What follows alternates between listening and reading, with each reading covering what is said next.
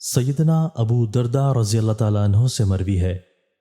کہ رسول اللہ صلی اللہ علیہ وآلہ وسلم نے فرمایا،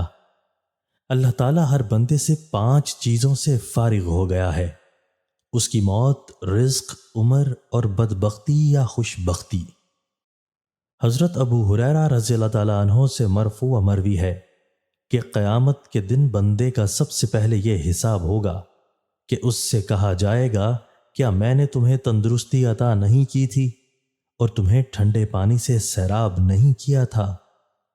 حضرت فاطمہ رضی اللہ تعالیٰ عنہ کہتی ہیں کہ رسول اللہ صلی اللہ علیہ وآلہ وسلم نے فرمایا، میری امت کے بدترین لوگ وہ ہیں جنہیں نعمتیں دی گئیں، وہ لوگ جو رنگا رنگ کپڑے اور قسم قسم کے کھانے طلب کرتے ہیں اور باچھیں کھول کر گفتگو کرتے ہیں۔ حضرت عائشہ رضی اللہ تعالیٰ عنہا سے مروی ہے کہ نبی صلی اللہ علیہ وآلہ وسلم نے فرمایا، اگر تم نے کوئی گناہ کیا ہے تو اللہ تعالیٰ سے معافی مانگو اور اس سے توبہ کرو، کیونکہ گناہ سے توبہ ندامت اور استغفار ہے۔ کہ رسول اللہ صلی اللہ علیہ وآلہ وسلم نے فرمایا، کچھ لوگ خیر کی کنجیاں اور شر کے تالے ہیں، اور کچھ لوگ شر کی کنجیاں اور خیر کے تالے ہوتے ہیں۔